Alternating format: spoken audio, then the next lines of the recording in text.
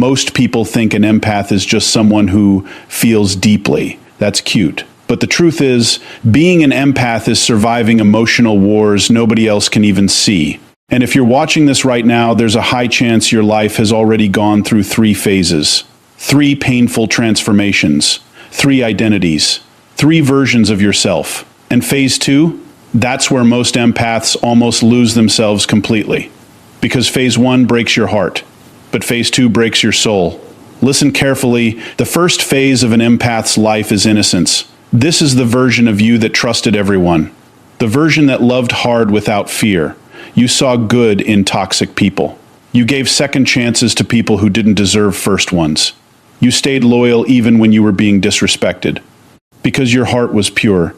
Empaths don't enter the world with armor. They enter with open arms. You were the person checking on everyone else while nobody checked on you. You listened to people vent for hours while your own pain stayed buried inside your chest. You became everybody's emotional home while secretly feeling homeless inside yourself. And the worst part? People loved your energy. But ignored your wounds. See, empaths are dangerous because they can feel what others hide. They notice fake smiles, forced energy, passive aggression, manipulation, jealousy. But during phase 1, they ignore the red flags because they believe love can heal people. That's the mistake. Because eventually, the empath becomes the emotional punching bag for emotionally broken people. You forgive too much. You over-explain. You stay too long. And one day, life teaches you a lesson so painful that your entire personality starts changing. That's when phase 2 begins. The destruction phase. The hardest phase an empath will ever experience. This is where the empath stops recognizing themselves. You become emotionally exhausted. Not because you're weak, but because you carried too many people who never carried you back. Phase 2 is where your nervous system changes. Your trust disappears. Your smile becomes rare. Your energy becomes protective, and nobody understands it. People start calling you cold, but they never saw how many nights you cried in silence. They never saw how many times you stayed loyal while being betrayed behind your back. They never saw how many times you gave your last bit of energy to people who drained you dry. This phase is terrifying because the empath starts waking up, and awakening is painful. You start realizing that some people only loved your usefulness. Some only came to you when they needed healing. Some enjoyed your kindness because it benefited them. And once an empath realizes this, something inside them dies. You stop chasing people. You stop explaining yourself. You stop begging for basic respect. But here's the scary part. During phase 2, empaths isolate themselves from the world. Not because they hate people, but because they finally understand people. They become quieter, more observant, more detached. You answer messages late. You disappear for days. You protect your peace like your life depends on it, because honestly it does. And deep down, you start fighting a battle nobody can see. One side of you still wants love. The other side is terrified of getting hurt again. There was a time when you loved people without hesitation. Before the overthinking. Before the anxiety. Before the emotional walls. Before life taught you that having a good heart in a cruel world can become dangerous. That was the first D phase of an empath's life, the innocent phase. The phase where your heart was still untouched by betrayal, where you believed loyalty was normal, where you thought people loved the same way you did, and that's why empaths get hurt differently. Because they don't love halfway, they don't care halfway, they don't show up halfway. When an empath enters someone's life, they bring their entire soul with them, their attention, their energy, their emotional presence, their patience, their softness. And most people will never understand how rare that truly is. See, empaths were never the loudest people in the room, but somehow they always became the safest people in the room. Strangers opened up to you within minutes. People trauma dumped on you without even realizing why. Friends came to you when their world was falling apart, because your energy felt like peace. But nobody ever asked what carrying everyone else was doing to you. That's the hidden curse of being an empath. You become everybody's emotional support system while secretly collapsing inside yourself. You learned very early to ignore your own pain, to suppress your emotions, to smile while mentally exhausted, to comfort people, while needing comfort yourself. And the scary part is you got used to it. You became the person who said, "I'm fine," with a breaking heart. You became the person who listened to everybody else's problems while your own mind was drowning in silence. You became emotionally available to people who would never be emotionally available for you. Because deep down, innocent empaths believe love means sacrifice, so you kept giving. More time, more patience, more forgiveness, more understanding. Even when your soul was screaming for rest, you saw potential in people instead of reality. That's why manipulators loved you, because toxic people are attracted to empaths the same way darkness is attracted to light. They saw your kindness and knew they could survive inside it. They saw your empathy and knew you would keep understanding behavior that should have made you leave. They saw your loyalty and knew you would stay long after the disrespect started. And the heartbreaking part, you didn't even notice it at first. Because innocent empaths always try to understand before they judge. You excuse bad behavior because they've been through a lot. You tolerated disrespect because nobody's personal. Fact, you ignored red flags because people can change, while slowly destroying yourself in the process. That's what makes phase one so dangerous. Empaths naturally absorb emotions like a sponge absorbs water, so when they're around emotionally damaged people long enough, they start carrying pain that never even belonged to them. You walked into rooms and instantly felt the tension. You noticed energy shifts nobody else noticed. You could hear sadness hiding behind laughter. You could feel anger hiding behind silence. And because your heart was so sensitive, you tried fixing it all. You wanted everyone around you to feel okay, even if it meant losing yourself. That's why innocent empaths become exhausted so early in life. Not because they're weak, because they care too deeply in a world that rewards emotional numbness. And eventually, people start taking your kindness for granted. Your fast replies become expected. Your loyalty becomes normal. Your emotional support becomes convenient. Nobody notices how much you give until the day you stop giving it. That's when they suddenly call you different. But what hurts an empath the most is not hatred. It's feeling emotionally invisible. We being there for everyone while nobody is truly there for you. Being deeply understood by nobody while deeply understanding everybody else. Feeling like your heart is constantly translating emotions nobody bothers translating for you. And because empaths hate conflict, they stay silent about it. You swallowed emotions that should have been expressed. You internalized pain that should have been released. You blamed yourself for situations that were never your fault. That's another empath trait nobody talks about. You overanalyze everything. A simple tone change can ruin your entire night. A dry text can make you wonder if you did something wrong. Someone acting distant can create emotional chaos inside your mind. Because empaths don't just hear words. They feel energy. And when someone's energy changes toward them, they feel it immediately. That sensitivity becomes overwhelming. You start carrying conversations in your head for hours, replaying moments, analyzing expressions, questioning yourself. Meanwhile, the other person probably moved on instantly. That imbalance destroys empaths emotionally, because they invest emotionally at levels most people never will. And the painful TR. The youth is, innocent empaths believe everybody has a heart like theirs, until life proves otherwise, until betrayal happens, until abandonment happens. Until they discover some people only show love when it benefits them. That realization changes something deep inside an empath. Because betrayal doesn't just hurt an empath emotionally. It confuses them spiritually.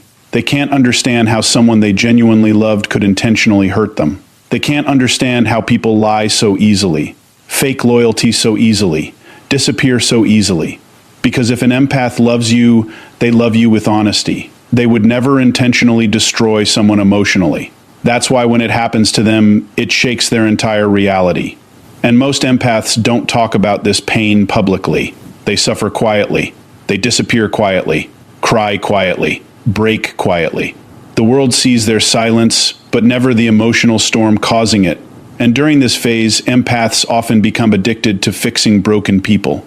Not because they enjoy pain, but because they secretly hope saving others will finally make them feel valuable enough to be loved properly. Read that carefully. A lot of empaths grew up feeling, emotionally unseen, so they developed a habit of earning love through emotional labor, by helping, by understanding.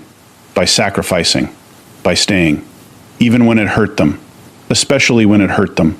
Because phase 1 empaths confuse suffering with loyalty. They think enduring pain proves love is real. So they tolerate things emotionally healthy people would walk away from immediately. Disrespect, inconsistency, emotional neglect, manipulation. And every time they forgive someone who keeps hurting them, a small piece of them disappears. That's why the innocent phase eventually becomes unbearable. Because one day the empath realizes something devastating. The people they kept saving were never trying to save them back. And that realization hits harder than heartbreak. It feels like waking up emotionally homeless after spending your entire life making other people feel at home inside your soul. Then comes the phase that changes an empath forever, the destruction phase. The phase nobody prepares you for, because this is not normal heartbreak. This is not regular disappointment. This is the moment an empath slowly realizes that the world is far colder than they ever imagined. Once that realization enters their soul, they never become the same again. This phase usually begins silently, not with one betrayal, but with accumulated pain. Years of being emotionally drained. Years of forgiving too much. Years of feeling unseen. Years of giving everything to people who only gave excuses in return. Until one day, something inside the empath finally snaps. Not loudly, quietly. That's the terrifying part. Empaths don't explode first. They endure first. They tolerate emotional neglect longer than they should.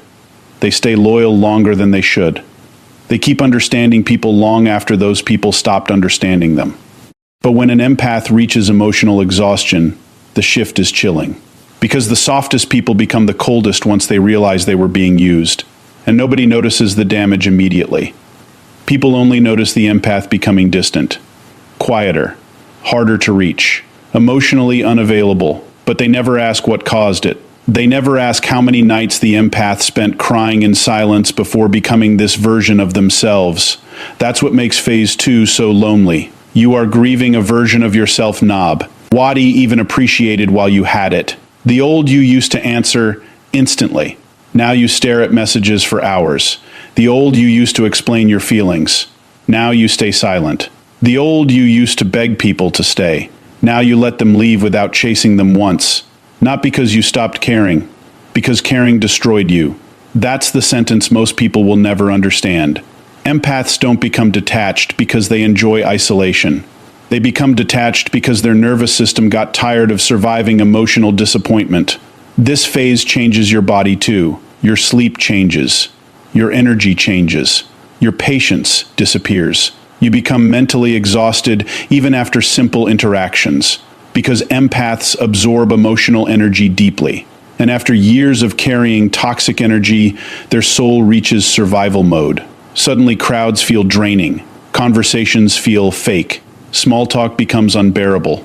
You start craving silence because silence hurts less than people do. That's when isolation begins. Not dramatic isolation, silent isolation. You disappear slowly. You stop posting. Stop calling first. Stop opening up. Stop telling people what's happening inside your mind. Because experience taught you something painful. Most people only care when your pain entertains them. So you suffer privately. You learn how to cry without making noise. How to smile while emotionally numb. How to sit in rooms full of people while feeling completely alone. And the worst battle happens inside your own mind. Because phase 2 creates emotional confusion. One side of you still wants love, still wants connection, still wants someone genuine. But the other side no longer trusts anybody enough to believe it exists. That internal war destroys empaths psychologically. You begin questioning everything. Was I too kind? Too available? Too forgiving? Too understanding? And slowly, guilt turns into anger. Not loud anger. Silent anger. The kind that changes your personality permanently. You stop tolerating disrespect. Stop giving endless chances. Stop allowing people unlimited access to your energy. And suddenly people accuse you of changing. But what they call changing is actually self-protection. Because phase 2 teaches empaths a brutal truth. Some people were only loyal to your usefulness. That realization cuts deep. You start noticing pattern. And you ignored before. People only texting when they need emotional support. People disappearing when you need help. People draining your energy while giving nothing back. And once an empath sees these patterns, they cannot unsee them. That's when emotional withdrawal begins. You become more observant than expressive. You start studying people instead of trusting them immediately. You notice manipulation faster, fake kindness faster, hidden jealousy faster. Pain sharpens intuition. That's why wounded empaths can read energy so accurately, because betrayal trained them. Every heartbreak became emotional intelligence. Every disappointment became awareness. Every lie became another lesson carved into their nervous system. But this awareness comes at a price. You stop feeling emotionally safe anywhere. And honestly, that's one of the darkest parts of phase 2. You start feeling like nobody truly knows you. People know your personality, your humor, your kindness. But nobody knows the emotional chaos inside your mind. Nobody sees how exhausted you are from constantly overthinking everything. Because empaths don't just feel their own emotions, they absorb atmospheres. A room can ruin their mood. A person's energy can drain them instantly. A toxic environment can mentally destroy them without anyone noticing. And after years of this emotional overload, the empath starts shutting down emotionally to survive. This is where numbness appears, the dangerous kind. You stop reacting the way you used to. Things that once broke your heart now just make you tired. You stop arguing because you realize explaining yourself to emotionally immature people is pointless. That silence scares people, because phase 2 empaths become unpredictable. The same person who once overloved everyone suddenly disappears emotionally, and deep down, they hate it too. That's what nobody talks about. Empaths grieve their own softness. They miss the version of themselves that trusted easily, loved freely, smiled genuinely. But life punished that version too many times, so now they protect themselves differently. You start setting boundaries, and toxic people hate boundaries. You stop answering immediately. Stop overgiving. Stop emotionally rescuing everyone. And suddenly the same people who benefited from your kindness call you selfish. That's how you know phase 2 is working, because healing always disappoints the people who benefited from your self-destruction. Read that again. The destruction phase is painful because it forces empaths to confront something they spent their whole lives avoiding. Not everyone deserves access to your heart. That realization feels brutal to an empath because loving people was always their identity. Helping people, understanding people, being there for people. But phase 2 teaches you that constantly saving others while abandoning yourself is not kindness. It's self-neglect. And eventually, the empath becomes emotionally exhausted from carrying relationships alone. That's when they stop forcing connections, stop chasing closure, stop trying to convince people to value them. You finally realize something heartbreaking. If someone truly cares about you, you won't have to beg for consistency. That truth changes everything. Now your energy becomes selective, your trust becomes rare, your presence becomes earned, and people feel that shift immediately. Some leave because they can no longer manipulate you. Some grow angry because your boundaries expose their selfishness. Some disappear because we're attached to your healing energy, not your actual soul. That's why phase 2 often leaves empaths completely alone for a while. And honestly, that loneliness is necessary, because the empath cannot evolve while constantly surrounded by people draining their spirit. The isolation hurts. The silence hurts. The emotional confusion hurts. But slowly, something powerful begins happening inside the empath. For the first time in their life, they start choosing themselves. And that feels both terrifying and liberating at the same time. And then one day, something changes inside the empath. Not suddenly, not dramatically, quietly. The pain that once controlled them no longer hits the same. The loneliness that once destroyed them starts feeling peaceful. The silence they once feared becomes the safest place they know. This is phase 3, the rebirth, the version of the empath that most people will never fully understand. Because this version was built from emotional survival. Every betrayal taught them something. Every disappointment sharpened their awareness. Every sleepless night transformed them into someone deeper, calmer, and far harder to manipulate. And the scariest part, RT, this empath no longer needs validation to feel valuable. That changes everything. The old empath begged to be understood. The reborn empath understands themselves enough to stop explaining. That alone creates power most people cannot comprehend. You stop chasing people who misunderstand you. Stop fighting for attention. Stop trying to prove your worth to emotionally unavailable people. Because Phase 3 empaths finally realize something life-changing. People who genuinely value you will never make you beg for basic respect. And once that truth enters your soul, your entire energy changes. Now your presence becomes rare, calm, controlled. You no longer react emotionally to everything because pain taught you emotional discipline. That doesn't mean you stopped feeling deeply. It means you finally learned that not every emotion deserves your reaction. That's maturity, and people notice it immediately. There's something intimidating about healed empaths, not because they're aggressive, not because they're arrogant, because they see through people too quickly. Phase 3 empaths can walk into a room and instantly feel hidden tension. They notice fake smiles, forced energy, manipulation, de-ative behavior, not because they're psychic, because suffering trained them to read survival signals. Pain became perception. That's why reborn empaths stop ignoring red flags. The old version gave endless chances. This version watches patterns, because Phase 3 teaches you that words mean nothing without consistency. You stop listening to promises. You start observing behavior. That shift protects your peace, and peace becomes everything to you now. Not attention, not popularity, not validation. Peace. You spent too much of your life emotionally drowning inside chaos created by other people. Now even one toxic conversation feels exhausting.